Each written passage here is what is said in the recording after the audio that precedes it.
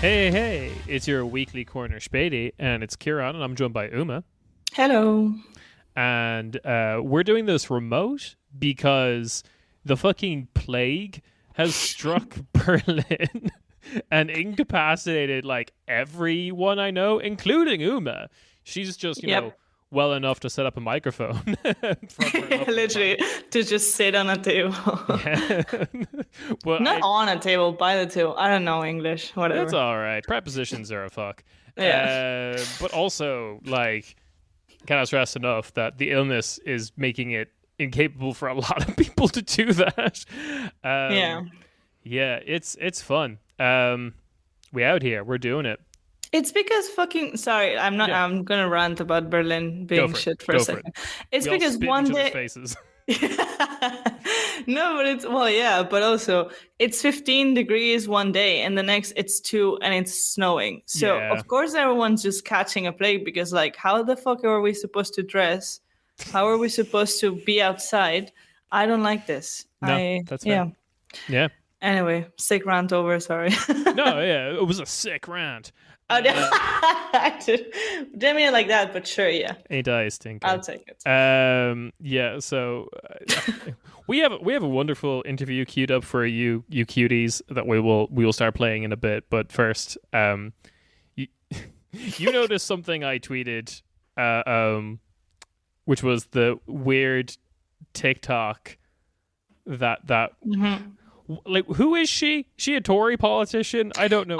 No, she tries to be a Tory politician, but I think I've seen her around. She's like one of these like members of Tory student societies in like London School of Economics, and so she goes to these fancy things and pretends to be actually involved in politics, but she's just literally a student at a fancy university.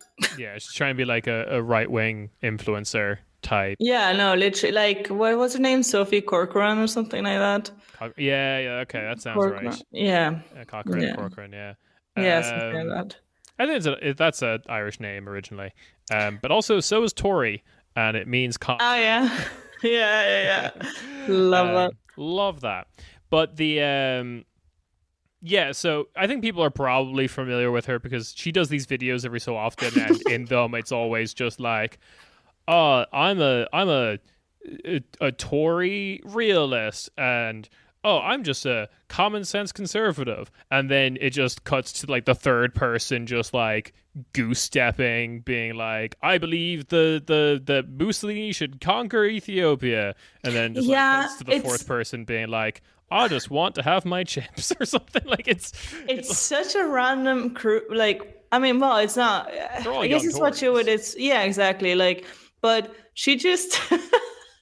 It's just hilarious because she does these TikToks every time she's at like one of these events with young Tories, and every time she gets bullied to fuck. Like they all get bullied to fuck. Like Mm, everyone, she gets viral on like leftist Twitter because everyone's just piling on her yeah. because she truly has the worst pals. Like that's the thing. One of them would be just like, I guess I'm neoliberal or like a Tory, and the next one is like, I just want trains to come on time. And it's like, okay, Yeah. you're a straight up fascist. Like, Yeah. what the fuck? Yeah, like sometimes, yeah, it will just be like an obscure reference, and then like other times it's just like, yeah, follow me on Twitter. My name is Franco is based 69 or whatever the fuck. like, yeah, it's amazing the amount of like 18-year-olds who don't have concepts of like I don't know consequences. Yeah. uh, And um, they're yeah. they are 18, as you say, but some of them look rough. Oh yeah. The young Like, Tory. oh Yeah. my God, young Tories and young Republicans, they just look like Republicans as in the US Yes. way. Yeah. They just look, yeah, like some of them just look like they've been working for 50 years and ready to retire. Like, I don't, I don't understand. Yeah. Like in Spain, we have this saying, like, you look like you've paid many taxes already. you know? Yeah, I mean I mean it's not dissimilar to stuff that happens in Germany because like I don't know how familiar you are with the Young Union, the youth wing of the CDU. I'm not familiar, thankfully. Oh yeah, but like the they produced a politician who's in the Bundestag right now, who I can only really describe as like aging sideways. Like, Okay. he's got like this very. I'm going to copy the link to. Oh no, is it the one that I said is attractive? No. No, I very much doubt it. Okay, because one time, or no, was that a SPD edition? I don't know. One time I was like, oh, this guy is like literally my type, and you guys were all like, shut the fuck up. I'm sorry. Oh God, ew! No, okay, it's not this. But like, yeah, That is people at so. home, He looks like Benjamin Button. yeah, absolutely. For people at home, I have sent Uma a picture of Philip Amthor. Sorry, yeah, that was really mean. No, but don't. It's also, fine. you're a CDU politician, so I don't care. He's, but like, if you told me that man was 18, I believe you. If you told me that man was like 39, I'd believe you. Right? Yeah. Oh, he's 30. Okay. Of course, scholarship of the Konrad Adenauer Foundation. Why am I not surprised? Oh, absolutely. Yeah. But he came up through the Young Union, and he kind of looks like that. And the head of the Young God. Union, oh, let me see if I can get that guy. Yes. Tilman Kubin. God, yeah. What? Tilman Kubert. Kubin, I think. Kuben. Yeah. I don't know. It's all German. But I really do need to. I'm going to copy the link here. I need you to see the face of the head of the youth wing. Like, this is the face of youth. Oh. Wow. Oh, he's only 34? Yeah. Oh, that's rough. It's so rough. Well, I guess so now he's rough. 36, but oh my God. In the picture, yeah, he's 34. Oh no, honey. Oh. Yeah. That's upset. I'm so sad for him right now. It's really bad. Like he looks 50 at least. Like, I'm not even being dramatic here. Oh my God. It's so strange. It just makes me incredibly curious about what he will look like when he's 50. Like, maybe he will just stay the same until he's like 80. Maybe he'll be laughing at us. He'll be like, yeah, he'll be looking like this when he's 80, and we'll look like whatever. Oh my God. We'll look like what an actual 80-year-old is meant to look like, rather than whatever this is.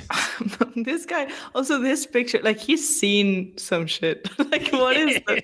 Like, he looks traumatized. He actually does. The Young Onion is a very traumatizing place. Yeah, absolutely. The I think we did the election show. One of the joke images I showed is that if you type in Young Union into Google, autocomplete, like the second option is Reichsflagge, like Empire flag. Oh no! There's been so many pictures of Young Union members with the old black, white, and red flag. That you're not meant to fly, or you're legally allowed to fly when you want to fly a different flag that you're not legally allowed to fly. Oh, it's like have you seen all these Germans with Confederate flags? Yeah. What the fuck? And all these fucking what's it called, Garten thingies, the private. Anyway, I hate those. The Kleine Garten are just hilarious because it will just be like someone with one flagpole that has just like the flag of like the German Reichsflag, and then underneath it will be like a flag for like North Korea, and then underneath that will be a flag for like the Donetsk People's Republic. It's like when you find like really fucked corners of Twitter, but in like real life. Oh yeah. You know, like that bot that tells you which flags people that like. It's just like you just look at the Kleingarten and you're like, oh, okay. Yeah. Cool. Thanks. In much the same way. It's like real life. All right. And with that, I think we're going to cut to our interview, a lovely interview that we had with Mm-hmm. three guests. Michael Sappir, writer and organizer, Yehuda, a teacher and activist, and Nimrod, a writer and activist, to talk to us about the protests in Israel and experiences they have with radical Jewish organizations in Germany. So let's cut to the interview now. Kieran slightly in the past. I'm going to probably turn to Nimrod first because we wanted to open with discussions of what's happening in Israel, and you've been doing a lot of writing on that. So, I mean, in the shortest words possible, what's happening in Israel? There was for the past 3 months, there's been huge protest against new fascist government's plans to actually eradicate what is left of the Israeli democratic system, which means a very big plan to curtail the power of the Supreme Court and to pass some legislation that will, in effect, make the government the final decider about everything, eliminating judicial review. And this protest has been very effective and drew masses, like truly huge numbers of people. Right now, just 2 days ago, no, yesterday actually, there was like this big runoff, and now we got to a point where the government stopped for a while because the Knesset is going on recess. So for the next month, there will be no legislation. They didn't pass any of the major laws that were part of this package. And in this sense, the protest has won a certain win in this battle, but the government is still quite determined to eradicate what is left of the Israeli democracy for Jews within Israel. Obviously, it's not a fight about true democracy between the river and the sea, because in that sense, Israel is not a democracy. And I just have a quick question as someone who is very much... Okay, for a little bit of background, on this podcast, we kind of like decided that we were going to be the podcast that covers Europe, right? And I always said I use the Eurovision definition of Europe, right? So that people know that we're willing to talk about Armenia and Azerbaijan. I'm going to be completely honest, though. Never touched Israel with a 10-foot pole in terms of discussing their politics, even though they are in Eurovision and have been for a long time. But it does kind of sound like, and I have a very cursory understanding, that this is very similar to the kind of moves that places like Poland has tried to do, that Hungary has successfully done, like within the last 10 years. Is that a fair description of what's happening? I think. Go ahead. Go ahead, Michael. I think there are similarities and there's a connection, but I think it would be a mistake to just say like, oh, the same thing that happened there is happening here now. It's just a thing happening everywhere, because when you look at the concrete motives behind this, in Israel's case, a lot of the main driving force is really unique to Israel's situation as a colonial state, trying to keep down a native population, and all the conflict that comes out of that, and the drive to kind of attain permanent security through violence is obviously in conflict with any democratic institutions one has, and so I think the connection to things like Poland and Hungary is more on a different level, that this gives examples of how it can be done. It gives it some legitimization because it's not the only post-democratic state, supposedly.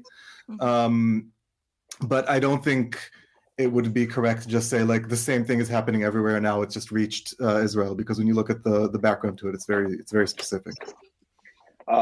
But it should be added, I agree completely, it should be added that I think yesterday it was revealed that actually the Israeli government has been in contact with members of the Polish far right to understand what are the best ways of eradicating the judiciary. In this like limited sense, the moves are similar because they aim to, limit the same institutions. Yeah. That's fair. And then I guess with this protest and with the kind of like the left looking from afar, mostly at like clips I'm seeing on Twitter, are very intellectual. The I guess the question I have is, and I guess you like alluded to this, which is, was there any hope that this protest was going to result in the meaningful change in Israel, the one that kind of like everyone on the international left wants, the end of like... Am I allowed to? Absolutely. All right, if I might chime in, I think that it's, when you look at the profile of the people demonstrating, and you see how many Israeli flags, and you see how many people from the security institutions, the Shin Bet, the security services, the people from the IDF, how they are very, very present in this protest. They are very aware of their privileges and they are using them. Also, the financial elites are really behind this protest very clearly. It is not a protest for poor people. It's not a protest for oppressed people. It's not a protest for minorities. It's a protest of old elites and current elites, and it's very obvious that there is like a very small corner with Palestinian flags in every demonstration, and a lot of times those the people raising those Palestinian flags or trying to cry for equality and for proper change in the Israel-Palestine are being actually attacked, not just by police and right-wing demonstrators, rather by the protesters, the other Zionist protesters themselves. That's true in general terms, but I must say that, first of all, like the anti-occupation bloc that I've seen last Saturday, for instance, was quite massive. I mean, the demonstration was huge, but the anti-occupation bloc within it is only becoming larger and larger, which is a good sign. And from talking to people who have been, I've been here for a week now, but for talking to people who have been in every single protest since it began, they're saying that there is a certain change in the outlook of the other protesters seeing the anti-occupation bloc. And I think it's becoming, I agree with you, with the Yehuda in general, because it is not a protest about the occupation or anything like that. But I think the identity of the new government that is led by the most extremist settler Jewish supremacists does create a link between the attempt to destroy the judiciary and the attempt to solidify apartheid and the occupation. And I think many people in the liberal, you might say liberal sections of Israeli society are seeing this connection. And that is an opening that is important to notice and to amplify. And absolutely. And I think the interesting thing is that on the one hand, the opposition is still in a difficult situation where it, like, if we set aside what we want to see happening, if we want to just look at the interest of this opposition movement, for the opposition movement to put in the foreground these deeper issues and like talk about actual equality for all people and not just for the Jewish people there, would be extremely dangerous politically, because a big part of the oppositional coalition is very right wing and would fall away if that happened. But what might be coming out now slowly, I mean, I've seen some indications for this, and some people have been saying this, is a call by the opposition to establish a real constitution. Like, this is important to understand. The state of Israel does not have a constitution. It has a small collection of basic laws, but these basic laws could be canceled by a parliamentary majority. And the demand for a constitution is kind of starting to come out of the movement, even from very, very high up positions within the movement, like previous Prime Minister Lapid, I think, is talking at least about similar things. And President Herzog has also said something that it wasn't quite that, but like as one of his proposals for resolution kind of go in that direction. I think this is coming out as something that the opposition can kind of coalesce around without necessarily realizing all of its implications. Like there are reasons why the state of Israel hasn't had a constitution this far, but if this crisis causes a constitutional process to start, that could lay the groundwork for like much deeper political questions to be asked. Like I think we have to be clear. Like Netanyahu and everyone was talking yesterday or the other day, I don't remember anymore. In the last 2 days, people have been talking about civil wars as maybe a metaphor, but as like something that might be about to start. And there was like significant street violence yesterday, more than we're used to seeing even at wartime between left and right. So there is this really precarious situation which could go in all kinds of different directions. But I think one of the really intriguing possibilities is that this liberal demand for a constitution will become like the center of the protest movement and lead to like a snowball that could change other things as well. Yeah, I think if you look at it from a more, theoretical perspective or Marxist perspective, then it is clear that yes, hell yeah. Yeah. We are seeing the antagonisms becoming more clear. And when the government is pulling this far to the right in such like extreme measures, and it's not only the legal overhaul, it's also, their plans for a militia force led by the settlers. It's also their wish for annexation of parts of the West Bank or the entire West Bank. When the government is going this far right, it does generate counter forces that are also radicalizing, and this is really, really visible. If you look behind the Israeli flags, that for me, going to a huge protest and participating in it, but seeing all these flags, it was tough. It was weird. It was like not something I'm used to. I'm used to seeing like these huge amounts of flags on the other side. But if you look behind it at the real dynamics, then I think there is radicalization happening.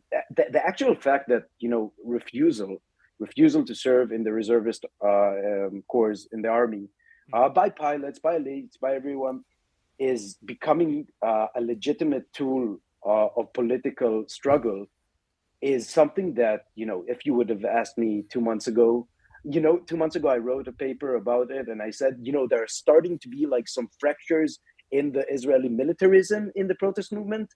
And wow, like unbelievable, like they were about to refuse to go to the Air Force and, just completely limit Israel's power to, continue its like endless bombing of Syria and potentially Iran. And I think there's this dynamic of radicalization that probably a lot of us and our listeners have experienced, which is once you're part of a protest movement and you see how politicians and the media respond to it, it really changes how you look at discourse under normal circumstances. And that's been happening to a huge part of the population now. And they've been called anarchists now. They've been told that they are endangering the security of the state and things. And they're going to be less receptive to this kind of language in the future after a situation is stabilized, however it gets stabilized.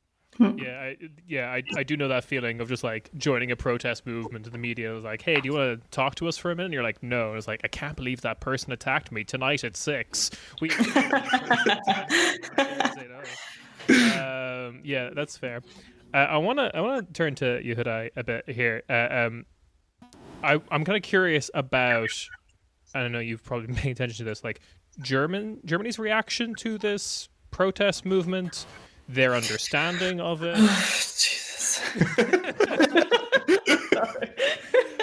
Well, unfortunately I'm going to have to incur the psychic damage in all of us by bringing up the German state and the fact that it is real and exists. But yeah, I was wondering if you could shed some light on that. I would like to say first, I think there's this dynamics that people that are somehow interested or involved in Israel-Palestine always notice, and that that like the great majority of German people, German right, German left, German center, are pro-Israel, or at least like try to stand behind Israel. And in this case, I think a lot of them are somewhat confused and are trying to support the protest without criticizing Israel in any way, because they know if you criticize Israel in any way, obviously you're an anti-Semite, and none of them want to be called a raging anti-Semite. So they're holding back on clear criticism of this openly fascist, racist regime. Some of them are trying to go for the protest, try to support the protest in a way, but not in any way that would somehow conclude that they actually show some kind of solidarity with Palestinians, rather with those high-tech workers in Israel that might be in some way seen poorly or have like a worse reputation as a state because of the involvement, because of this new regime. It does kind of seem like the first time Germans have ever actually really been forced to encounter internal Israeli politics. It always seems to be like, stand with Israel against Iran, stand with Israel against Syria. It's always like been more like foreign policy realm rather than like something's happening in the judiciary. Like name 5 Israeli politicians right now. Go. Like, kind of.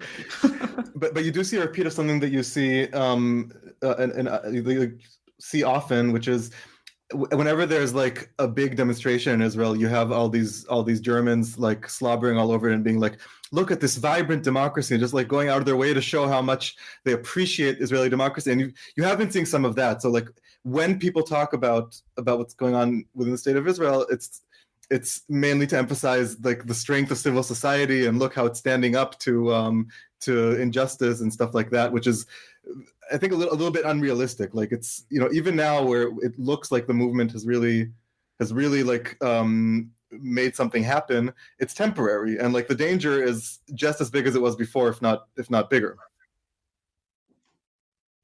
That's fair. Okay, so sorry, I've been forced to confront the existence of Germany, and now I'm We're all upset about that now. Yeah, because I guess this may be connected, maybe not. I'm kind of curious about your experiences, and this is a broad topic, and I really love to talk about like radical Jewish organizations in Germany, like grassroots, like made in Germany by German Jews or like Jewish expats or immigrants who now live in Germany, things of this nature, because I cannot stress enough to you how recently I have encountered the opinion, mostly from Americans, that there aren't Jews in Germany anymore, that they all left, basically. And I basically never heard of any of these kind of radical organizations before I moved here. I knew Jewish people were in Germany, but I'd never heard of any of these organizations. And I've also encountered a lot of Germans who have never heard of any of these organizations. So I'm kind of curious about what kind of organizations exist, what kind of resistance from the German state they've received, overall vibes when Germans encounter these organizations for the first time. I know this is very vague, I'm sorry, but it's something that I think a wider audience needs to know about. So there aren't a lot of them, and it is true that largely there aren't much Jews in Germany. Like the presence of Jews in Germany before the Holocaust was significant, and ever since has been very marginal. But in terms of radical political groups, like I can, off the top of my head, think of 3 only, and one of them is the most significant, which is like a national level eingetragener Verein, an e.V., and a registered association, the Jewish Voice for a Just Peace in the Middle East, Jüdische Stimme. And then there's the Jewish Anti-Fascist Bund in Berlin, and there's the group that I am a co-founder and a part of, which is Jewish Israeli Descent in Leipzig.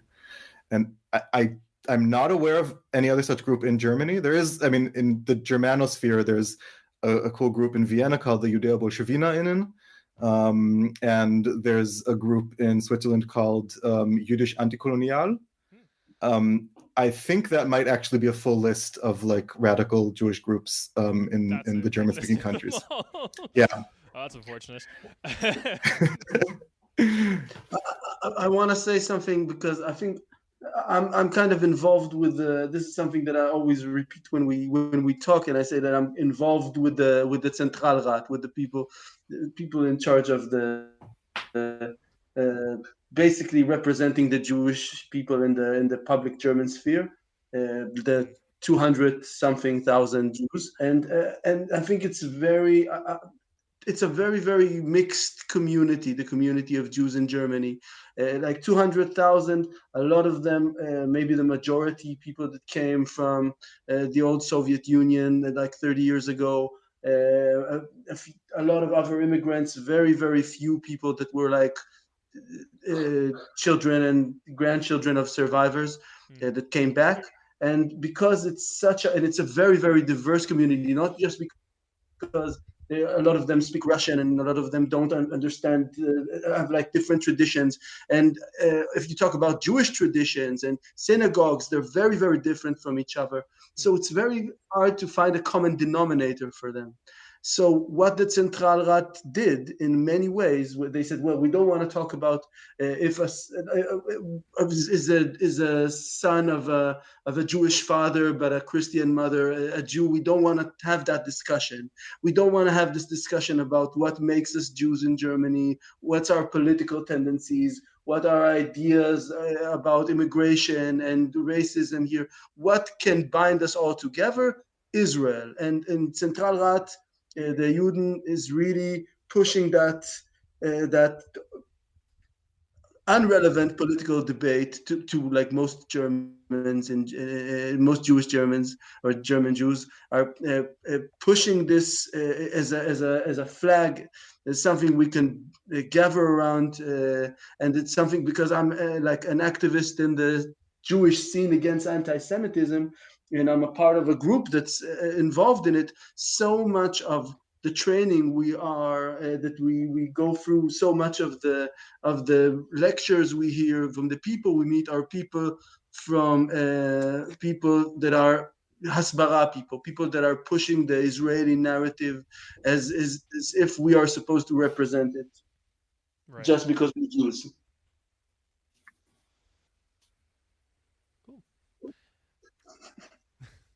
Right, and just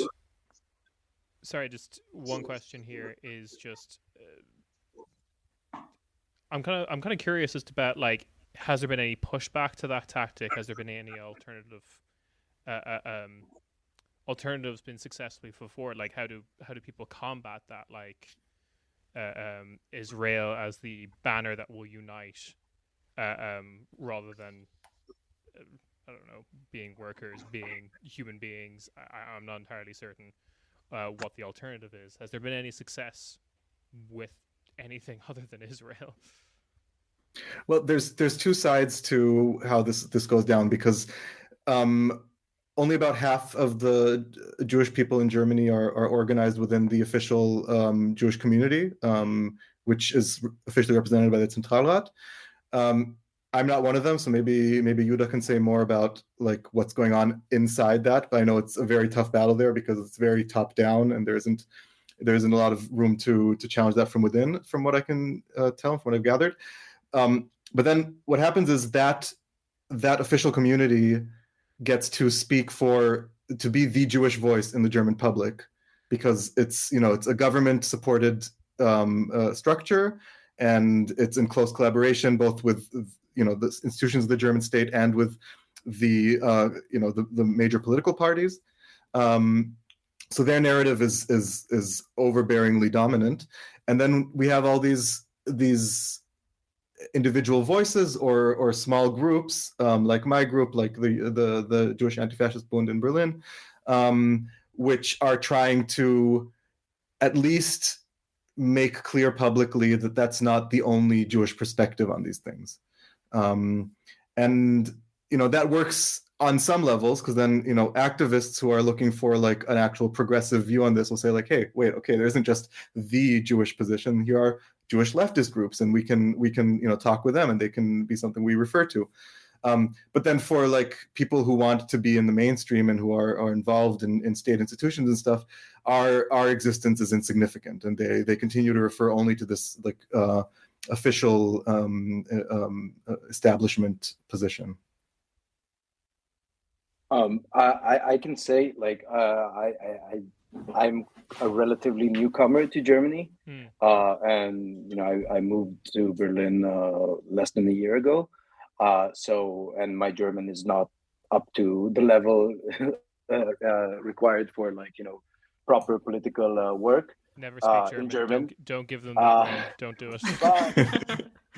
But I need to say that like from my impression up to now, it's very, very clear that the use of anti-Semitism and of the affiliation between anti-Zionism or anti-Israeli sentiments and anti-Semitism is a planned, organized campaign by the Israeli state and by its supporters abroad, and it is very clear that this is intentional political action, and not like this this cultural problem in which you discuss different issues of anti-Semitism and so on. Like if you look at the lineages of these incidents, you typically see either Israel or pro-Israeli forces behind them.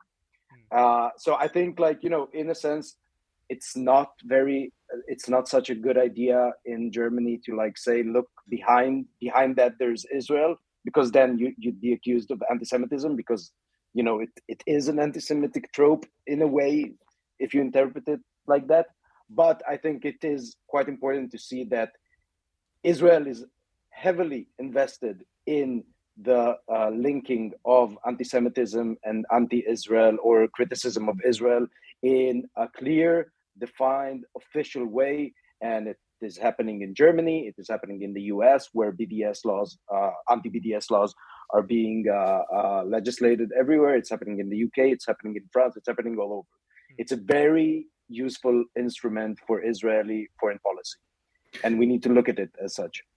But I think the special thing about Germany, though, is, you're right. This is going on. Very similar things are going on in different places. I think what's special in Germany is that in Germany, it's like often not directly related to the Israeli state. It's just like there are German state institutions and civil society institutions that are just as invested in this, because it's a strategic interest for the state of Germany to demonstrate that it is aligned with the state of Israel as a kind of get out of jail free card for being the Nachfolgerstaat, the successor state of National Socialists. So a lot of Germans are invested in this without any kind of Israeli state backing. They do go and like lap up Israeli state propaganda and like information from right-wing Israeli think tanks. Like they're very receptive to this stuff. So they end up using material that comes from the Israeli government and associated groups. But the initiative, I think, in the German case, unusually, is German. Yeah. I kind of have a question related to this. Maybe it's a bit sillier, but bring some levity, please. It's a tough topic. Yeah. No, but I was wondering if you guys have ever had a weird, it's gonna sound so weird, like a weird encounter with a German. Everyone has had a weird encounter with a German, but in the sense, so much time for the podcast. No, but in the sense that you're in a party or whatever, like everyone's drunk, and they find out that you're Jewish, and they start being weird about it, like apologizing or being weird about Germany's history. That's before I let our wonderful guests talk, I'm going to draw attention to the English-speaking listeners, to our audience, of a very important Vice Germany article that it's only written on the German version of Vice by a wonderful author who mentioned what happened for like 2 weeks, where she put in her Tinder profile that she was Jewish. Oh no! Oh no! She gets a lot of people sliding into DMs being like, I would really want to have Jewish babies with you, etc. Oh no. It's bad, folks. Yeah, it's a whole thing. The swiping apps are bad in general, I guess, but you know. Jesus. But yeah, I want to answer the question first, yes. just to get it out of the way. I did not have such an experience. Not You've yet. only been here for And I met, You're too new. and I met many Germans, and you know, like I almost feel as if I did experience it, because like that's what all Israelis I know tell me about. But for the time being, I found Germans to be quite pleasant, nice. You know, like I'm a bit. I don't know. Maybe I have, like, you know, maybe it's my surname or something. I feel like, you know, I go along with the vibe. That's good. I'm happy for you. May that last for a lot longer. Yeah, probably not. But you know, like I'm surprised, and you know, it's nice. Like I haven't had any terrible experiences, but I do feel like it's normal when Germans find out that I'm Jewish or that I'm Israeli, that there's at least some awkwardness that suddenly comes in. Like sometimes it's something very subtle. Sometimes it's like, oh, cool. Like either they're like overly excited or they're just like kind of don't know how to react. There's like the last 30 minutes of the interaction, be like, shit, have I done anything anti-Semitic? Yeah. I did have an encounter once, which actually I found pretty pleasant. Like the person immediately said, "Oh, one feels a need to apologize," like immediately, and it's got out of the way. This is actually a person who spends like half her time in Israel, so this is actually surprising to me. But I appreciated the directness of it, because like we can get it out of the way and just like, you know, it's in the room, we can talk about it. Yeah, that's self-aware. Like that's funny. Yeah, that's I guess. yeah. Kind of how I interact when I enter a room full of women. I'm just like, I'm sorry. I'm so sorry. The track record is terrible. You just reminded me of the time when I found out a now friend of mine his family was from Gaza. I was also immediately like, oh, I am sorry. Oh, that's very familiar. Or Lebanon. When I meet people from Lebanon, I'm like, hey, first of all, sorry. But also, do you move your car? It's just in the way. Just normal interactions. Yeah, God. There's like a thing that I feel is very subtle, but that I've noticed of like Germans, like being like excited to show that they are like not in a really like over the top way, but just like that they think positively of Israel. Like there's this. Like I don't. You don't have to. Like... Oh God. Go on. Sorry. Sorry. Go on. Yeah. No, I just there's this one case that I always remember, which I feel is like such a tiny thing that I feel embarrassed to like to talk about it as a thing that happened, but and it was like perfectly benign. You know, this was a colleague of mine who I don't think anything bad about, but like. I was like wondering about like why German sinks with dishes at like the sink at work where I worked 2 years ago, like why there was no dish sponge, why there was only like a rag. I just asked my colleague like, what's the thinking behind this? And instead of like explaining the thinking to me, if there is any thinking behind it, I've never found out. She was like, oh, how do you do it in Israel? Like with this kind of excitement, as if like we're gonna have some like great solution. Like I think just using a dish sponge with soap is pretty standard around the world. I hope. Or emails. Or emails. Email? Yeah, like in Germany, they use the post. Oh yeah. No, we're all agreed. Germany's backwards. Yeah, no, my building doesn't have a post box at the moment. We're just losing all of our important correspondence at the moment. What do you mean it doesn't have a pod? It doesn't have a post box. What is wrong with your building? So much. I can't get into it now. No, yeah, I know. Berlin sounds like such a lovely place. It is, I swear. You will. I promise. Yeah, so I do love these stories because I think it's something that a lot of people can be like a little bit familiar with, because I was recently having a discussion with a Russian friend of mine, and he was complaining about like the kind of like pro-Putin left. And I'm like, that's like a really small number of people. That's not like a real group. That can't be real. And he was like, yeah, but they all come forward to me when they find out I'm Russian. They're just like, yeah, so Putin's pretty great. I was like, no, because I'm Russian. And same, like, I lived in the UK for a while as an Irish person, and it's just like every British person who has a problem with the fact that Ireland has a problem with the term British Isles will suddenly tell you about that and want to let you know, even though I've never in any other circumstance heard any British person say British Isles. They only ever say it when they want to complain about the fact that we don't like the term. It's a whole thing. But, wait, has any British person ever apologized to you, Carol? No, God, no. They would never. No, the thing you get, and every Irish person who's moved to the UK has at least one of these stories of encountering a British person that doesn't know we're independent. Are you serious? It's been 100 years. Oh my god! My sister, when she lived in England, got a "Why does your passport look different?" I got while living in Scotland, and this was Scotland post after like the independence referendum, when all of them suddenly became aware of Ireland as the only post UK country. Was like, oh, do you have weird pounds in Ireland? And I'm like, they asked me, do I have different pounds in Ireland? And I was like, we use the euro. We're a founding member of the euro. Yeah, it's a whole thing. People just don't know how to act at parties anymore, and that's more true now that we all went through the pandemic, I think. Yeah, we've all become feral.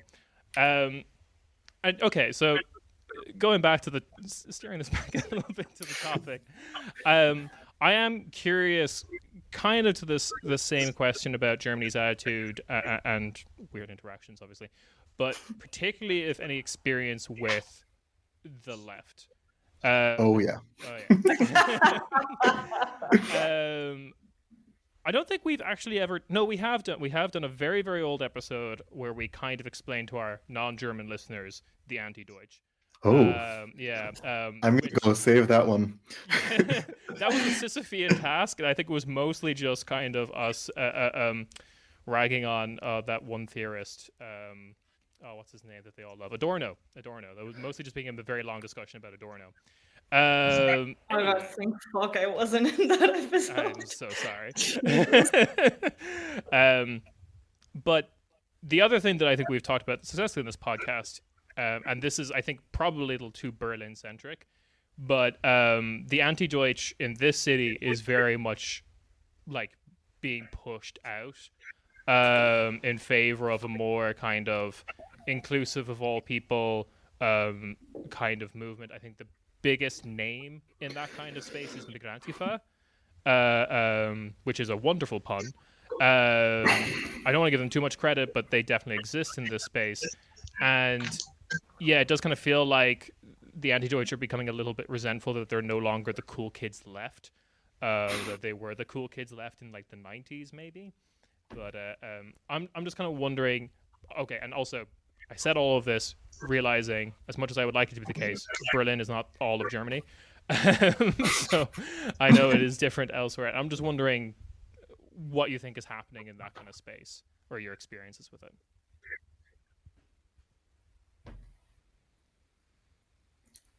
Yuda, do you want to go first? Go ahead. Okay. Everybody's looking at me because I live in Leipzig, which is like yeah. I think like all of them left to Leipzig. Yeah, Leipzig is like I think Leipzig was.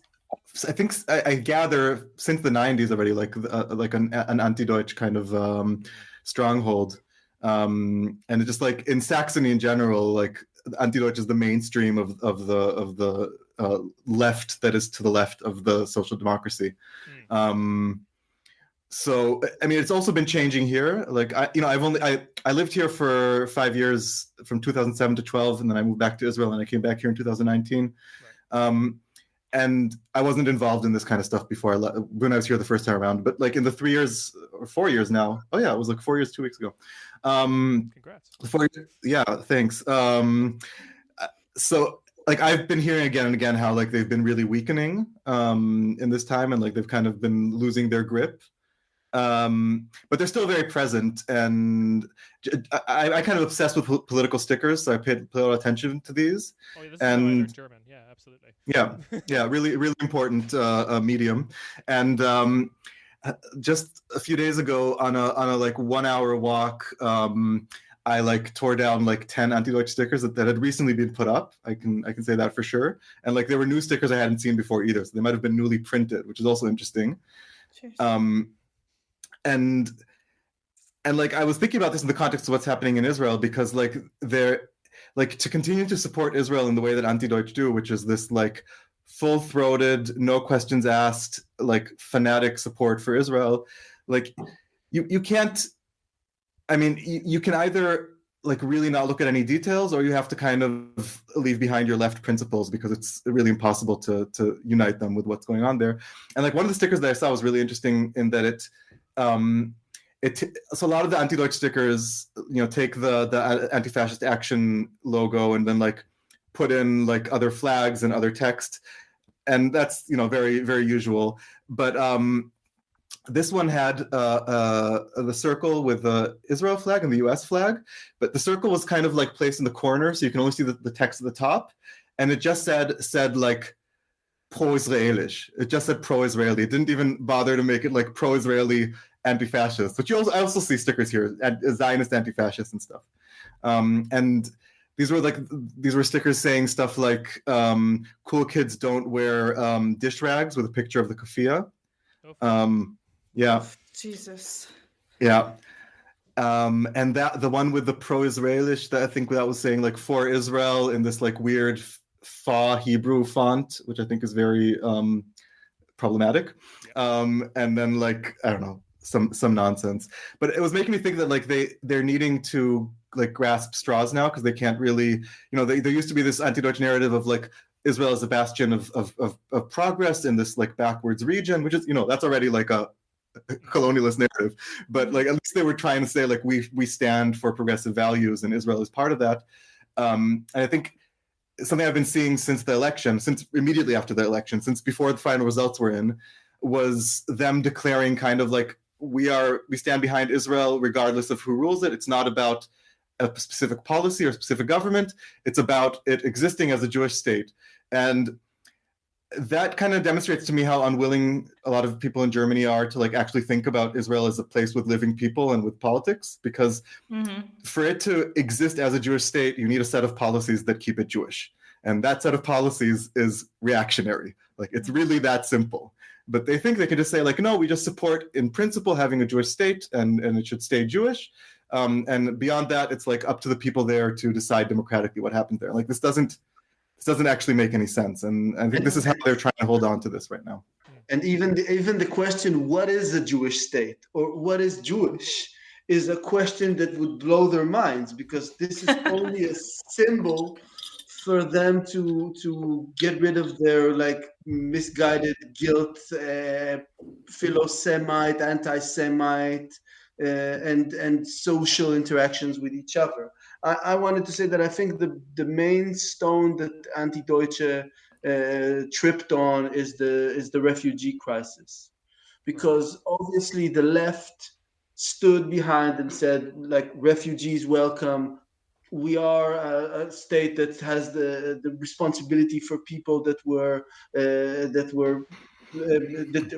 had to migrate because refugees, because of war and colonialism, but the people that came here were Syrians and Palestinians and Lebanese and people with anti-colonial politics, and if you look at anti-Deutsche, you can't hang a refugees welcome sign on the entrance to your housing project and an Israeli flag next to it.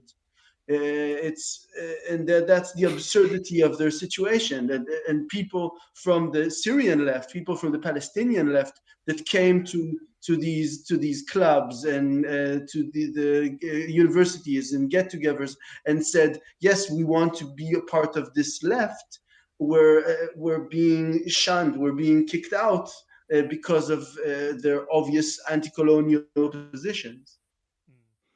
And I just remembered you were actually asking about like our experience with these people, and like maybe Yehuda can share some of his too. Like I haven't, I mean, I've run into them a lot online. I also like, I've been here mainly in the pandemic, so I've mainly existed online.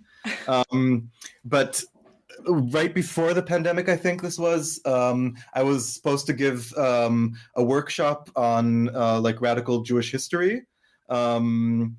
At this like nightclub that likes doing political things here called the IFZ, Institut für Zukunft, which is rabidly anti-Deutsch, and then like they very last minute they canceled it, and like someone who had access to the emails within the collective that runs this place like leaked out the information to us that like they literally like Googled my name and discovered I'm an anti-Zionist and canceled this event for supposedly for fear that I would use the event as a platform for BDS.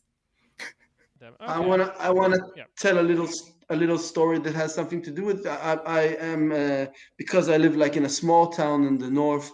I was meeting some like leftists when I first migrated here, and I was like, hey, cool, there's a leftist scene here. I always walk around with my keffiyeh, and that's how already I got some some attention, and people were very confused because I also would walk around with a kippah and a keffiyeh, like with a, and they were like, it really blew their minds. And one time, because I saw that they were like anti-Deutsche stickers and Israeli flag, I was like, hey, you know what? I'm actually like a history teacher. Why don't we have like a series of workshops and we'll talk about Israel? We have like discussions and debates, and we can talk a little about history. And I went to this plenum where they were talking, and I made like we made like appointments to have like 4 meetings. So they were generous enough to. I was also doing stuff for them. So they were generous enough to give me like a room and say, all right, here you go. And people came to this series of lectures and discussions about Israel Palestine, and it took place in this place that's like basically all anti-Deutsche, and everyone that came to these workshops and discussions were like immigrants and people from the city, and no one from this housing project, even though it was in their own home, came to it. That's incredible because we had something happen to us very similar where the group that I'm part of, Yid, wanted to do an event at a specific housing project where there was this like terrible anti-Deutsch incident, and we wanted to address it to the people who live there, and a lot of people came, but nobody who lives there came. Great. I love that they're willing to learn and grow. That's the main thing, I guess. I think it's interesting though, because there's this really avoidant streak in their behavior from what I can see. Like they will like make all these pronouncements online or in stickers or in all these like one-way media, but they're not actually able to or interested in engaging with people who would actually challenge the kind of simplistic way they see the world. Yeah, I mean, in very recent and very online interactions that I have been seeing, it has been a great deal of people breaking down when confronted by like anti-Zionist Jewish people. I think also like a resurgence of an American left that is also anti-Zionist but also has a substantial Jewish American population has also kind of broken their brains a little bit. It's been very, very interesting to see. Unfortunately, our overlords at Google have decided that this call is ending soon. So I just wanted to say, Michael, Nimrod, Yehuda, thank you very much for joining us on Quarter Späti. We will have links to all of their works and everything they want to shout out in the description. We can't shout it out in audio because, again, Google is going to kick us out. But yes, thank you very much for joining us. Thank you, guys. Thank you so much for having us. It was great. Thank you. Thanks a lot. Wow, what a great interview we all listened to. That was what was, now that you've listened to it again, Uma, what was your main takeaway? My main takeaway is that German people are weird. Oh god, yeah, that's that should be your takeaway for every episode of Corner Space. Yeah. That's true. You know, at some point, I didn't want to say anything because we were talking about like serious things. Yeah. But it was mentioned that like now people are starting to resist more like being drafted into the IDF for, being in the military, in the I was gonna say the Irish military, what? In the Israeli military. And I just could not stop thinking about that Taylor Swift update account. Oh God, Who that went to account's so jail. good. Can you explain the situation for people who don't know? Yes. So there was this actually really big fan account on Twitter, which was a Taylor Swift update account, right? It was literally just called, I think, Taylor Swift fans or something like that. Or updates. Yeah. It's just they would post about what Taylor Swift was up to, whatever. Yes. And suddenly they just stopped tweeting, which, if you know anything about fan accounts and obsessive, it's very strange when they don't offer an explanation. Yes. And literally, a year later, a long time later, they just posted hey, sorry I stopped posting. I went to jail for refusing to join the IDF. And it was what a fucking queen. And she was what Taylor Swift's been up to while I was literally and she just went, apparently at some point she was allowed her phone or something in jail or something, and then she would just tweet from jail, being just yeah, fuck the IDF and fuck Israel. Anyway, Taylor Swift looks great in this Gucci account or whatever. Taylor Swift is serving looks. Not like me, I'm not serving. Yeah, unlike me, yeah, Taylor Swift is serving. That's it, that's the line. Shit, fuck, is that the name of the episode? I think we have to give the episode a more responsible name than that. Yeah, I think our actual interview was too serious to be Taylor Swift is serving. Anyway, everyone check out this new episode of Corner Späti. Taylor Swift is serving. All the Swifties start listening and they're like, what the fuck is this? Oh man, Uma, did I ever tell you about the time that on Twitter I unfortunately, as a joke, I changed my handle to I can't remember what the joke was, but it was something sugar baby.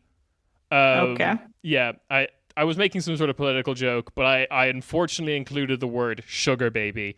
And then I got the weirdest followers. No, of course. All the bots and shit. And just been I'm a sugar daddy looking for... Nope. No, I'm all right, actually. This was a joke. It's gone too far.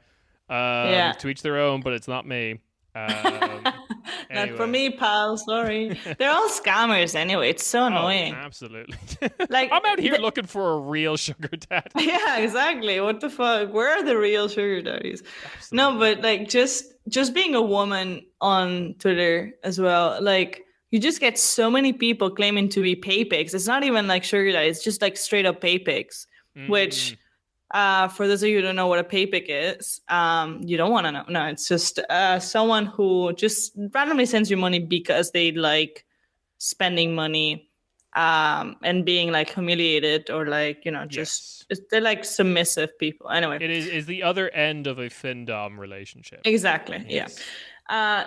So yeah, the amount of pay pigs who obviously are not actual pay, they just say the stupidest shit and they just try to name you all the time and are hey goddess, are you trying to get money from someone? I'm no. Please leave me alone. Even if they were real, maybe I would be send me 50 euros right now. Just but highball 50 euro. Oh no, I'm always I'm too nice, and even when people want me to be mean, I feel too awkward. Yeah, literally, I'm just no. Yeah. Anyway, this is taking a weird turn. Sorry. Oh, it's great. This is Corner Späti. Welcome. Yeah. Okay. That was the interview. It was really good. Thanks again to Michael, Nimrod, and Yehuda for coming on. I do want to shout out, we have a live show in Berlin, April 22nd, in the afternoon at some point, between 2 and 5 p.m. The time has not been confirmed, but April 22nd. Just keep April 22nd in mind. Keep it free. Come on. Nothing. It's in a month as well. You can clear up whatever you had. Yeah.